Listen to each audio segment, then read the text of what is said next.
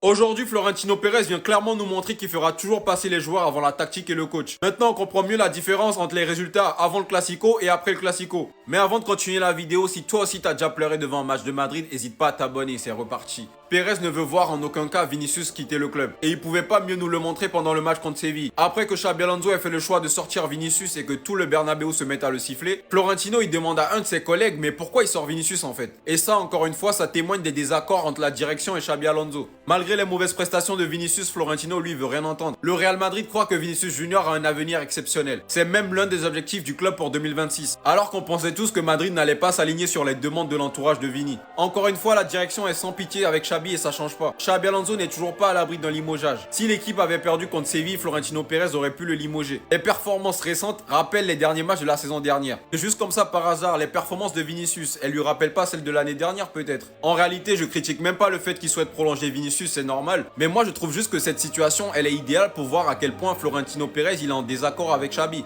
T'as regardé le même match que nous, Vinicius il était pas incroyable. On est à la 82e minute et tu comprends pas pourquoi il sort. Et ça c'est juste parce que c'est Vinicius. Donc imaginez un peu après l'épisode Classico. Aujourd'hui, je pense qu'il n'y a plus de doute là-dessus. Xabi Alonso est clairement limité dans ses choix. Et ça nous explique clairement pourquoi la clarté dans la tactique de Xabi Alonso s'est dégradée après le Classico. Bref, je vais pas faire une vidéo de 2 minutes, je pense que je devrais plutôt me lancer sur YouTube. Mais au-delà des performances sportives, il y a tellement de choses qu'on ne voit pas dans cette équipe, c'est dommage. C'était votre Gassilas pour un nouveau banger.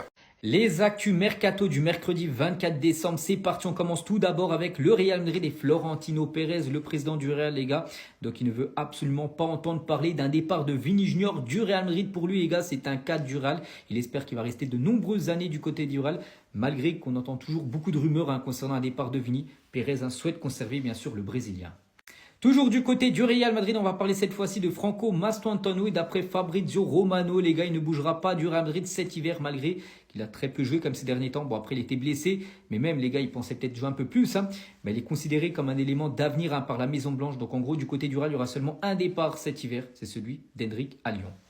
Du côté de l'AS Roma, ça bouge également et l'AS Roma s'intéresse à Axel Disasi en vue d'un prêt. À noter que Disasi, les gars, il a très peu joué ces derniers temps. Donc là, il était à Chelsea, bien sûr. Il jouait même avec l'équipe réserve de Chelsea. Bon, bref, le défenseur français se voit bien évoluer en Italie. Et pourquoi pas du côté de l'AS Roma.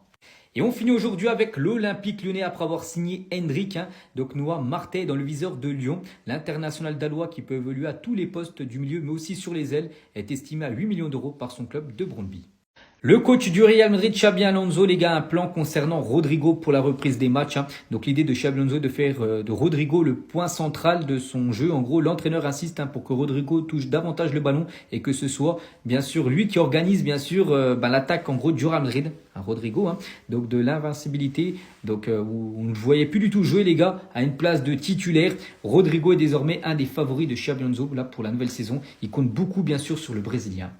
Concernant un autre Brésilien, Vini Junior, donc le Real Madrid travaille toujours à renouveler le contrat de Vini Junior. Donc c'est l'un des objectifs bien sûr du club pour l'année prochaine, pour 2026. Le Real Madrid croit en l'avenir exceptionnel bien sûr de Vini. Et toujours avec Vini, tiens sûr cette année 2025 qui va se finir là dans quelques jours. En tout cas c'est lui qui a délivré le plus de passes D pour le Real Madrid pour cette année. 15 passes D pour Vini Junior, devant Arda Güler et Jude Bellingham 12 passes D, par exemple Mbappé ou même Brahim Diaz ont délivré 5 passes décisives sur cette année 2025. Et on finit les gars avec cette liste de joueurs là, et c'est le joueur du championnat espagnol dont la valeur marchande a connu la plus forte augmentation en 2025. Il y a noté que les 4 premiers sont des joueurs du Real Madrid.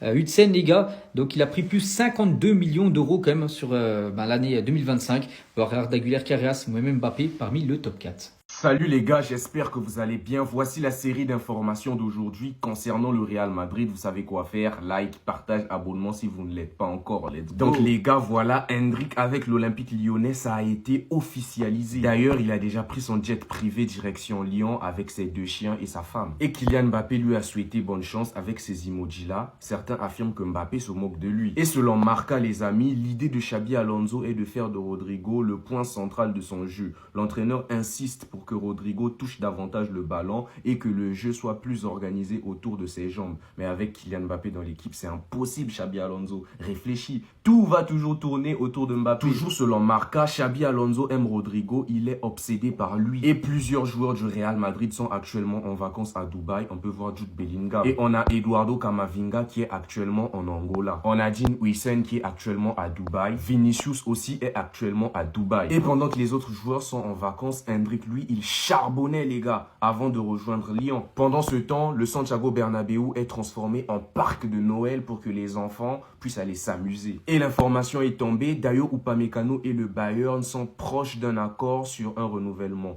Il reste plus qu'à régler la question de la clause libératoire. Upamecano la souhaite cet été, tandis que le Bayern préfère la reporter à l'été prochain. Le Real Madrid et le PSG sont prêts à lui faire des offres, ce qu'il souhaite. Selon Diario As, le Real Madrid reste convaincu que la situation peut être complètement renversée. L'espoir demeure que Xabi Alonso puisse redresser la situation. Les matchs contre le Betis et l'Atlético seront des tests qui permettront de vérifier si les changements souhaités par l'équipe sont à portée de main. Enfin, selon Georges Picon, journaliste, le Real Madrid laissera Dani Carvajal décider de rester ou de partir l'été prochain et le soutiendra quel que soit son choix. Écoutez attentivement ce qui se passe sur cette vidéo, parce que beaucoup de supporters du Real Madrid ne comprennent pas comment un joueur comme Vinicius, qui a tout donné pour le club, se fasse autant siffler à sa sortie.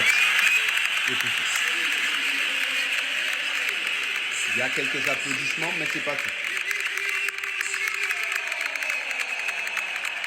Même lui, il sait.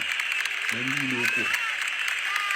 Lors du dernier match, Vinicius s'est fait siffler par ses propres supporters. C'est-à-dire qu'on joue à domicile, il s'est fait siffler par le Santiago Bernabéu. C'est quand même fou pour un joueur de se faire siffler par ses propres supporters, surtout que Vinicius a toujours montré son amour au Real Madrid. C'est le premier à embrasser les cuissons à chaque fois qu'il marque, et il faut reconnaître qu'il a été un acteur principal de nos dernières Ligues des Champions. Et bien sûr, lui, ça le fait se remettre en question puisqu'il a le sentiment que les supporters du Real Madrid ne le soutiennent pas. Du coup, il n'a pas encore re-signé sa prolongation de contrat. J'en veux dire que depuis l'arrivée de Mbappé, il y a une petite guerre froide entre le clan Mbappé et le clan Vinicius et ça divise les supporters. Mais attention les gars, voici ce qui se passe réellement. Kylian Mbappé s'est déjà fait siffler par les supporters du Santiago Bernabéu alors qu'il apparaissait à l'écran. Il ne jouait pas tout simplement parce qu'il avait eu un carton rouge le match précédent. Il avait fait un geste d'humeur à ce moment alors que le Real Madrid galérait à remporter ce match. Les supporters n'ont pas oublié et ils l'ont sifflé quand il a apparu à l'écran. Gareth Bale a déjà été sifflé par les supporters du Santiago Bernabéu.